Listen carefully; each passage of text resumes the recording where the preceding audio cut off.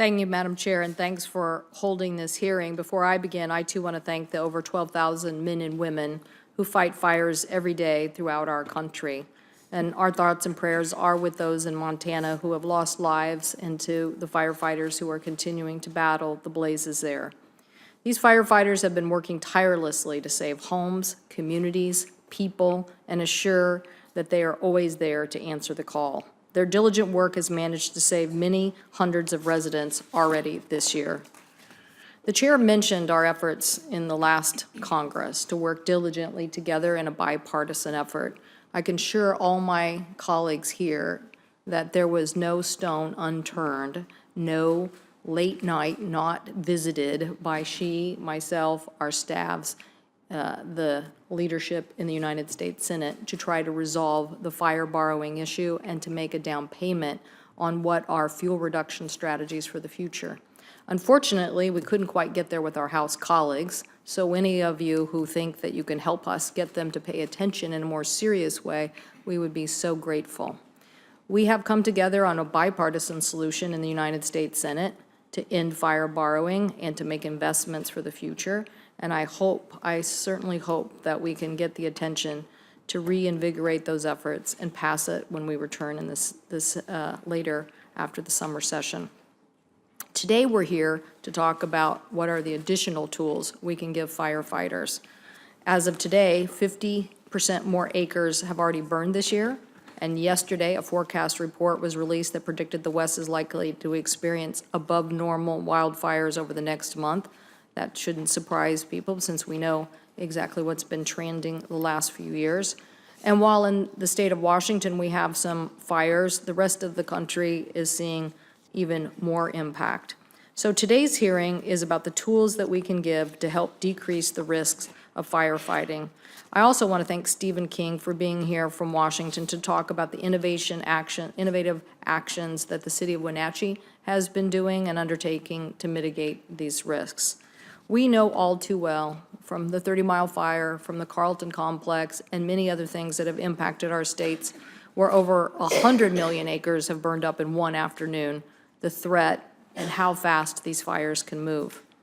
So we want to make sure that we are giving new tools to firefighters. If we are seeing a new normal, which I don't want to think that it's normal because it's very, very stressful for all our communities, but if we are seeing a new increase because of the dry conditions and the abilities for fires to spread in so many more places so more quickly, what can technology do to help us address this and make us safer for the future?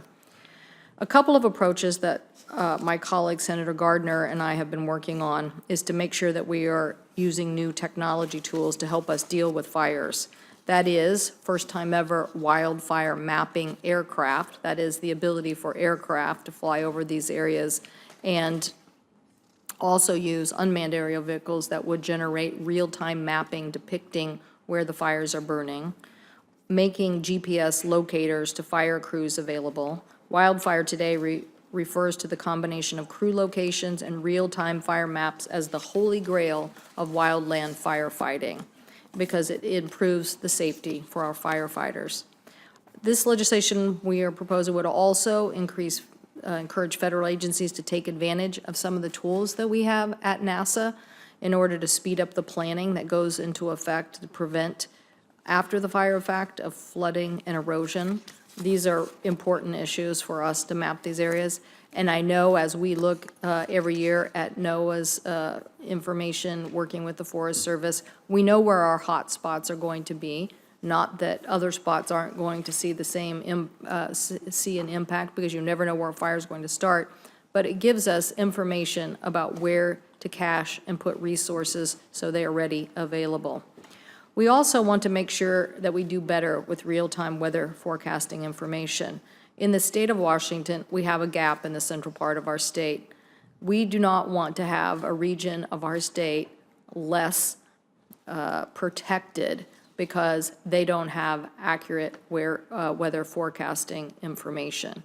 We want to build on the state of the technology and to make sure that every community knows when and when it should not be sending firefighters out given the weather forecast and the challenges that we face. So I agree with the chair. We need to work efficiently. We need to work together. We need to get, as I'm sure we're going to hear about, the hasty response approach that's been used in the central part of Washington. That is to have everybody ready, given the outbreaks of fires in so many locations, to have a hasty response. We also need to have a hasty response to getting this legislation over the goal line with our House of Representatives as well. So, Madam Chair, thank you for holding this important hearing. I thank our witnesses for being here. And again, our thoughts and prayers are with those families impacted by this fire season. Thank you, Madam Chair. Mr. King, the only thing you didn't say was that Wenatchee is the apple capital of the world. And you know, when you think about apples and our economic output in that central part of the state, it's about $2.4 billion or $2.5 billion a year. So it's a big risk when fire impacts it. And you did a good job of explaining that we're on the slope.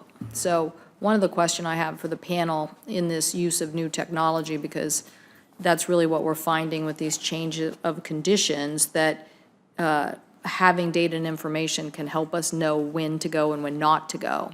I think we can all say there were probably some incidents in the last 2 big fires we had in Washington where people probably did add to the burn, which was probably the wrong decision. The conditions were just too volatile to try to create a burn there. So what is it, so my questions are, Mr. King, what do you think it is that what is the output? Like right now, I know that when you were talking about house to house, literally a community was at risk when one person had shrubs that were the key, you know, so you'd go along and you'd see these houses would be burned and this house would be saved. So what is it you think risk mapping is going to give you? Mr. Rice, can you talk about the GPS system and whether you support the GPS system and the aerial mapping? My colleague Senator Gardner and I on plane monitor real-time mapping. And Ms. Christensen, if you or Mr. Rice want to comment on, I don't understand why we have foreclosed on this water scooping contract with the Forest Service. I don't know that we have conclusive data. And one of the things we've learned in the central part of the state is when you need hasty response, one of the best tools that you have is to, you know, to access and dump water on these sites. So why would we be concluded right now that we really don't want to have that kind of capacity at DOE? So sorry, if you could address those, thank you. Yes, good question. The risk mapping has been phenomenal in informing us about the characteristics of how the fire approaches the city and gives us some idea of how to implement mitigation strategies along the structures. And so 2 things. One, it tells us how to manage the landscape so that that predictable fire behavior is what we understand will happen. And then 2, it tells us, for example, embercast from the vegetation, what depth into the city do we expect to have a risk of structure loss? The number one strategy is you don't want any structures to go up. Once the structures go up, you're into a new fuel type. It's called housing fuel types, and that's a whole different game. And so it really demonstrates the importance of, as I mentioned earlier, engaging all the property owners, whether they're spread out into the wildland areas or in the city themselves, to make sure and implement those practices to prevent that structure from going up. And then it also empowers the land managers, whether it's BLM, DNR, city, or county, to implement the right type of fuel mitigation strategy so that basically the flames lay down before they get to the houses. Thank you. Mr. Rice, does DOI support GPS for firefighters? Senator, great question, and thank you for that.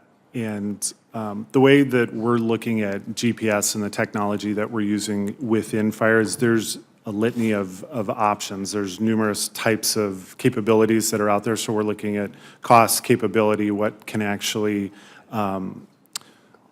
be deployed, and then how do we manage that data on the back end and to make it useful. So in terms of do we support looking at we support looking at different options and how we can actually come up with a solution that's beneficial to the firefighters on the ground, the managers in the field, the leadership that's actually involved at all levels. Okay, I'm going to come back with more clarity on that. Ms. Christensen, what about the water, using these water flight scooping technology? Why are we concluded right now that that's not a good idea? Thank you, Senator Cantwell. Water scoopers are certainly a tool in our aviation aviation strategy. We have not concluded that they're ineffective, but as you know, in our proposed FY18 budget, we had to make some critical choices and look at being good stewards of the taxpayers' dollars. And so in that choice-making, we're not planning to hold an exclusive use contract, but can access these water scoopers through what we call a call-when-needed mechanism. Currently, this year, we do have 2 under exclusive use contract and 2 on call-when-needed. I'll follow up with this on another round. Thank you, Madam Chair.